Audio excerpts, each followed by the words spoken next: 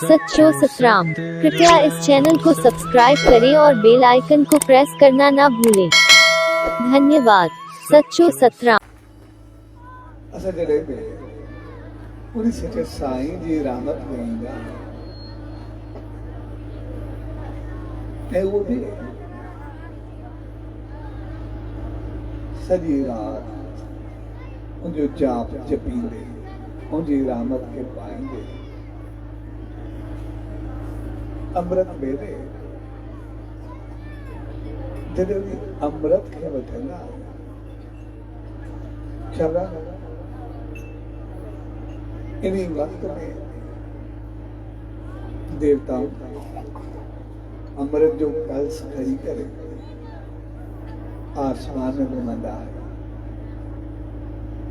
ऐं पोइ जेको उन सच्चे साईं जे नाम जो ध्यान कंदो आहे, नाम सिमरन कंदो आहे, जाप कंदो आहे त उनखे वो अमृत पीआरींदा वेंदा आहिनि। उनजो भाग नसीब क़िस्मत खुलंदी वेंदी आहे, उनजी रहमत मिलंदी वेंदी आहे।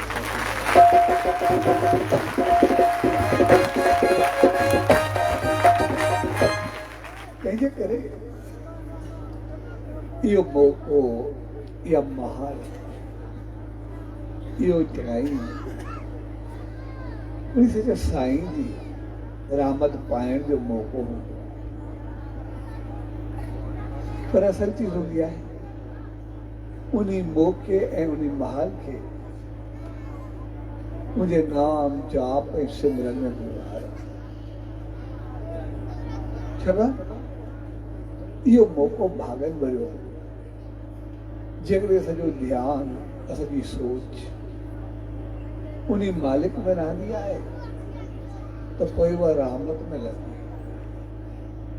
पर जेकॾहिं असां अजाई ॻाल्हियुनि में विञाए छॾींदा आहियूं त पोइ इहो वक़्तु हलियो वेंदो। तंहिंजे करे अॼु इहो भागनि भरियो मौक़ो आहे जे तव्हां सभु मिली करे सच्चे साईं जो सिमरन करे रहिया आहियूं ऐं सभु कुझु अमृत खे वठी सदाई भागवान बणिजी रहिया आहियूं, मालिक जी रहमत खे पाए रहिया आहियूं। इहा रहमत वो मालिक असांखे ॾींदो आहे। कोई असल चीज हूंदी आहे उन रहमत खे संभाले करे रखा, उनखे पाए करे रखा ऐं उनखे संभाले रखण जो मक़सदु हूंदो आहे असां हर रोज़ उन सच्चे साईं जो नेम कयूं, ध्यानु कयूं ऐं जीअं पाण सभु उन सच्चे साईं जो जाप करे रहिया आहियूं, सभु उनजो ध्यानु करे रहिया आहियूं, यानी असां सुठो सुठो ॻाल्हाए रहिया आहियूं, असां पंहिंजे कन, अखियूं, वात, असां पंहिंजा हथ पेर सभु सफल करे रहिया आहियूं। अॼु असांजा पेर बि भागनि भरिया आहिनि सच्चे साईं जी रहमत तरफ़ आई आहिनि। असांजूं अखियूं बि मालिक जी रहमत भरियूं आहिनि जो जा दर्शन करे रहिया आहियूं। असांजी ज़बान में भागनि भरी आहे जो असांजो जाप करे रहिया आहियूं।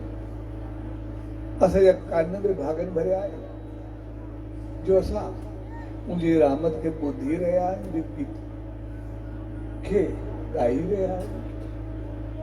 तंहिंजे करे हर चीज अॼु भागनि भरी आहे ऐं जेका चीज हिकु दफ़ो भाग अचे उनखे विञाइण न खपे त पोइ उहो भाग सदाई मिलंदो रहंदो। ऐं मुंहुं जो भाग हूंदो आहे अॼु असांजी मालिक जी रहमत सां मुंहिंजा गुण ॻायासीं त वरी असां उन मुंहुं सां कॾहिं ग़लति लफ़्ज़ न ॻाल्हायूं, कॾहिं ग़लति ॿोल असां न ॿोलियूं। जॾहिं सदाई बहितर ॻाल्हाईंदासीं घर में, परिवार में, ॿाहिरि त पोइ असांजो उहा रहमत वसंदी रहंदी। असांजे कननि जो भाग हूंदो त जीअं अॼु मालिक जी तारीफ़ ॿुधी रहिया आहियूं, उनजी रहमत खे कन में पाए रहिया आहियूं, अंदरि में अची रही आहे त पोइ अॼु खां असां कंहिंजी गिला न ॿुधूं। जॾहिं असां कंहिंजी गिला न ॿुधंदासीं छाकाणि गिला करण ऐं गिला ॿुधण ॿई साॻी ॻाल्हि थींदी आहे।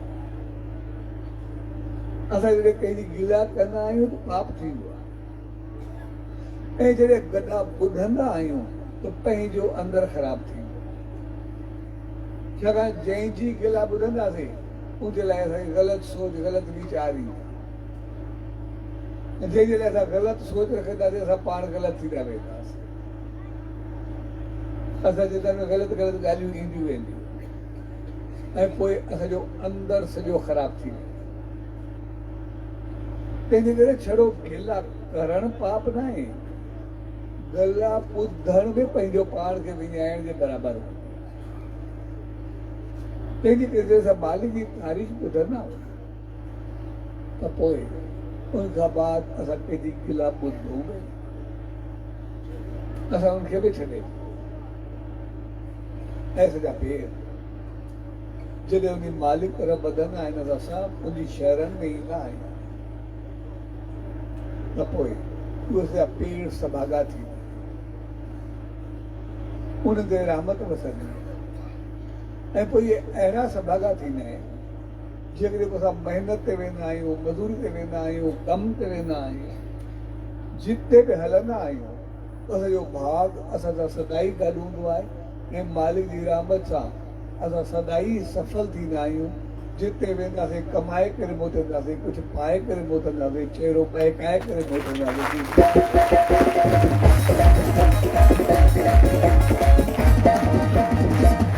तंहिंजे करे सॼा पेर जॾहिं उन सचे साईं तरफ़ वञनि त पोइ वरी कंहिं ग़लति पासे न वञे, ग़लति सोच में न वञे, उहे चङे पासे हलंदा रहे। ऐं जॾहिं उहे चङे पासे हलंदा आहिनि त पोइ उहे सदाई रहमत खे पाईंदा।